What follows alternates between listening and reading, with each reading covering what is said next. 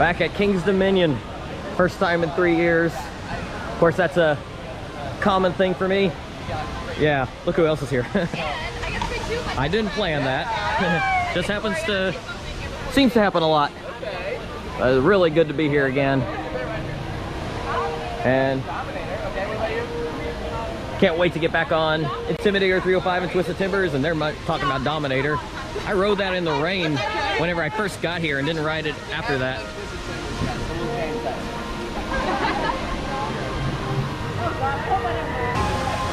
There's no doubt that Busch Gardens Williamsburg is a very pretty park, but this type of beauty is more my style. That's why it's really never been a question that that I like this park way more than Busch Gardens. It's not just the ride lineup, but also in terms of beauty.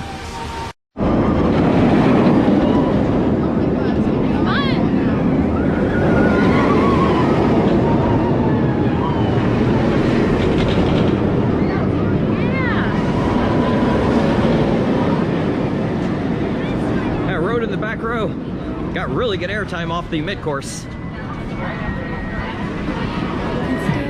The Cobra roll, the interlocking corkscrews were all smooth. And of course the loop is. A couple of moments there where I had to really brace for headbanging. I was able to protect against it though. I've gotten better at handling that. And obviously they open this early. Park doesn't officially open till 11. They've been running this for a half hour. So I'll come a little earlier next time, tomorrow. That's gonna move up in my rankings. That was much better than the lone 2 rides that I got last time I was here, back when I was getting headbanging all the time with B&Ms.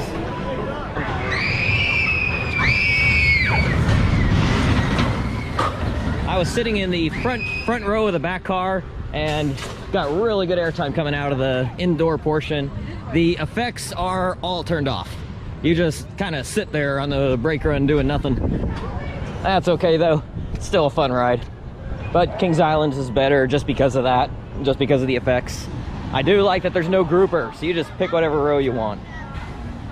And now Anaconda. I've been looking forward to getting back on this. I rode it a couple times on my first day here 3 years ago, and then it broke down for the remainder of my time here. So I think I rode it actually 4 times that day. And I remember really liking it. And then I've heard all the bad stories about it, so let's find out. I've already ridden 4 coasters and it's 11:20. And I know Anaconda may not be long for this world, so I got to enjoy it while we've got it. You know, that was pretty good. It was a little rough at the bottom of the drop, I think it was, or maybe it was between the first 2 inversions, I don't remember. Now, everyone criticizes this section right after the mid-course, which I understand. You're just kind of do like 3 swooping turns in a row that don't really have much force to them. But, you know, there's nothing bad about it. And then the corkscrews over the water are really cool. Good hang time, great visuals.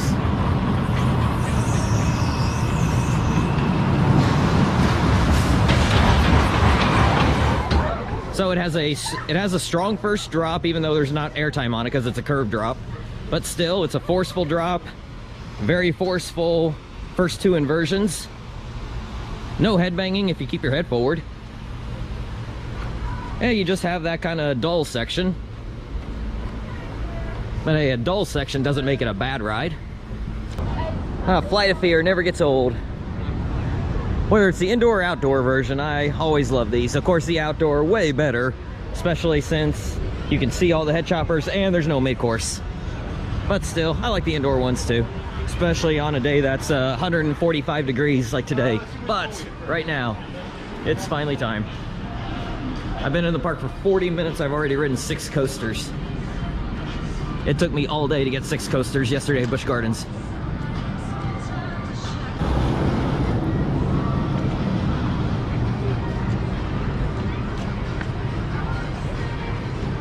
I think I've been more excited to re-ride this than anything else on this trip.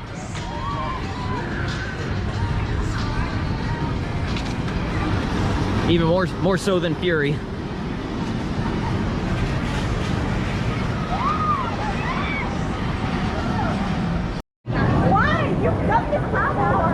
Okay, did front row, then towards the back.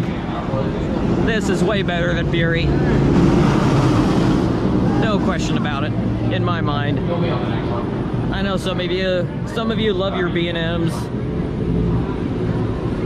I'm not much of a B&M guy, but even by their standards, I can't see liking that. Even if I like B&M more, I can't see liking Fury more than this. It is just so intense, and yes, I did gray out on both rides. Not completely. I still had a little bit of vision left. I remember saying last time I was here that I was lucky to get a slight gray out on maybe half my rides, but I haven't had anything to drink in a while, so and that was kind of on purpose, trying to get a gray out. That avalanche is the only one on this side of the park I haven't done in the first hour and 10 minutes.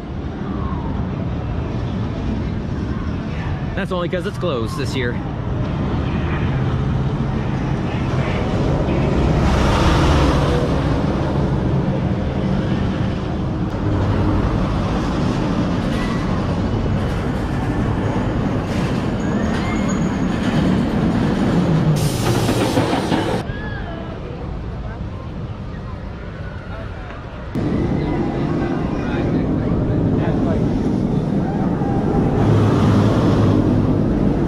So 11 rides in, and it's not even, park hasn't even been open for 3 hours. All right, gotta get some Twisted Timbers rides in though. Hopefully its line is just as short as this. It's been way too long since I've been on this. Almost 3 years. Got the hurler here, and where's Fury? Oh wait, that's the wrong park. That's okay, we got something much better than Fury in this park, just way off on the other end.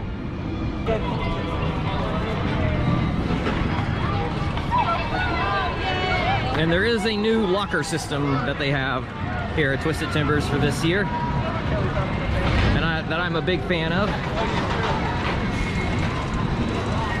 You do free lockers like right before you get up into the station.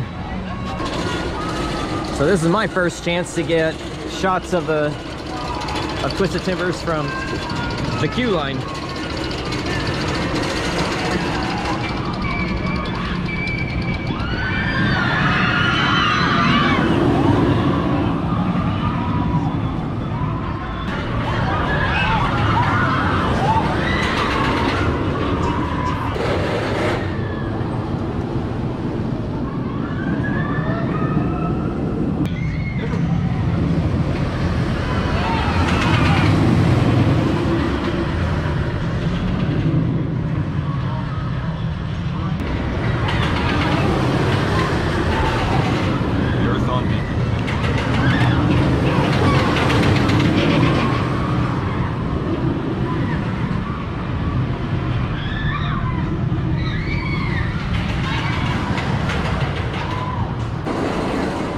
So right here is where, before we would just like walk right up there. So this is how it works. This is all new. Tap here to begin and rinse. And then you put in your birthday, and of course I am 24 years old, and that's what I'm sticking with until I die. Okay, and then after you've done that, you pick a. It's so funny because every time I'll pick the Christmas tree. A half a mile from there. You do it twice. From their house. And then it opens locker number 165. Where's 165? Right here. You're over here, man. Ah, okay. And you will have to stay in here for the ride. See you later. That was insane. That was way, way, way more aggressive. That was so much more aggressive than I remember. That airtime, it really does feel like it's trying to kill you. Wow, I mean, after that, I don't know. I think I like this more than I-305. I think I like this more than Wicked Cyclone. I think I like this more than Storm Chaser. I might even like this more than Steel Vengeance. As far as Iron Rattler, it is stronger than Iron Rattler.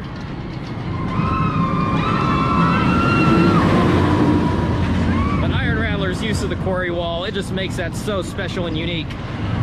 Honestly, this airtime is so aggressive, I don't know how much of this I could stand, really. But I'm gonna have fun checking it out and seeing how much I can stand, because it is a walk-on. So I'm just gonna keep riding this until my lap can't take it anymore.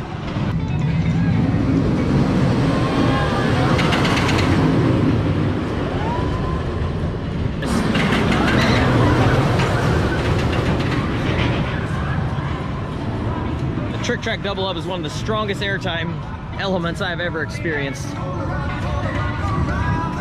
At least with how it's running today. It's hot. When I was here 3 years ago, it was not this hot. So I think the heat has got it running a lot faster than the last time I was here.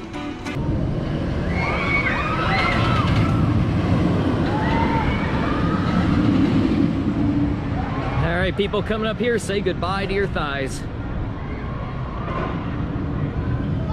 This has got to be the most aggressive series of airtime hills on any coaster right through here.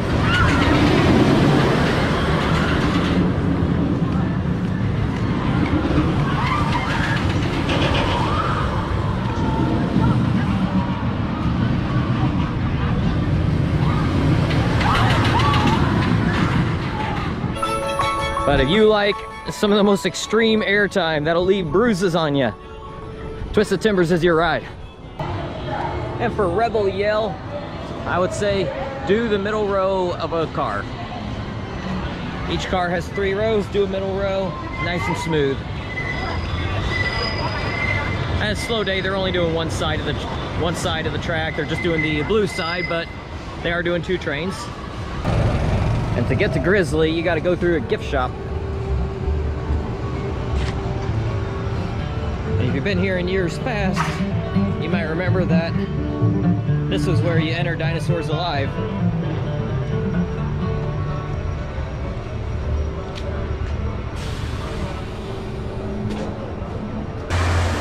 Well, a day at King's Dominion would not be complete without some rain. At least in my experience. I've never had a day without some rain here. But it's all right, because I got on I-305 11 times, Twisted Timbers 8, did over 30 rides in total. So even losing the last hour was no big deal. In fact, in that last hour, I redeemed my second meal on the dining plan. So wasn't a total, that last hour wasn't a total waste anyway. But oh my gosh, it seems like it's starting to pick up, or is it just because I'm under trees? I don't know. Hey, even at Carowinds I had a rain delay, and that was a day with 0% chance of rain. Today was 0% chance of rain also. Yeah, here we are. At least it happened towards the end of the day and not midday.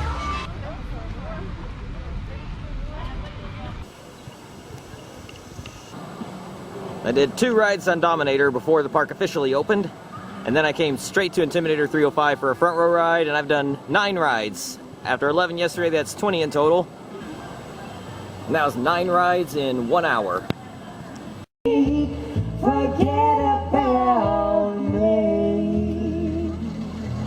Oh, come on, Lena. You know we could never forget about you. Quit it, Jordan. You get me all sentimental. Well, there's been a lot of...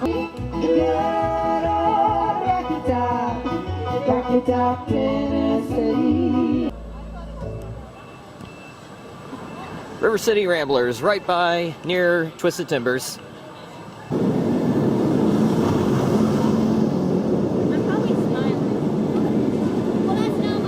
Yeah, it's running slower without people on it. But that was ride number 15 of the day. 11 yesterday, 15 today, 26, 70 for my life. That's a good place to stop. Even if they get it up and running again, I want to go get more rides on Twisted Timbers, and I still got a meal to get, and only 2 hours left.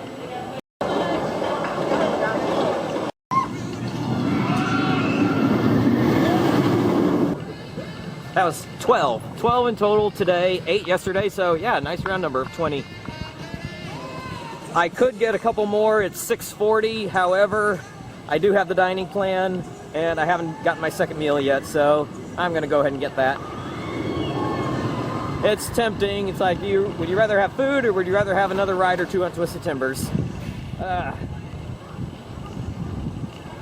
You know, that is tough. I don't know.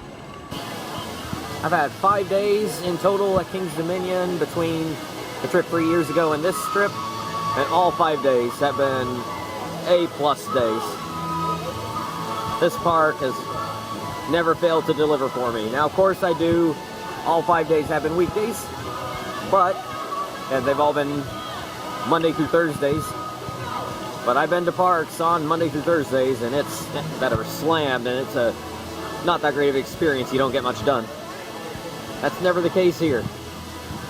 At least not in my experience. That's why, to me, this is easily the second best Cedar Fair park, behind Cedar Point. And I don't know though, but Cedar Point has such long lines. This park may even be better than that, based on that, because he's still got 2 elite coasters in Twisted Timbers and Intimidator 305, and you never have much of a wait on them unless you come on the weekends. You know, people are so critical of King's Dominion over coasters that have been closed and whatnot, and that it's slipped down into a mid-tier Cedar Fair park or whatever. You know, if that's what's keeping the crowds down, then yeah, keep saying that, please. But it's not true. I said you got the 2 elite coasters, and you got some great supporting coasters, including Dominator there, Anaconda, which is a good ride, Grizzly, which, yeah, I don't know what to think about that. That was my 3rd favorite the last time. Nah, not anymore. I like Racer more than Grizzly now. Then, of course, you got the premier coasters with Flight of Fear and Backlot Stunt Coaster. And that'll do it from King's Dominion. Another amazing visit.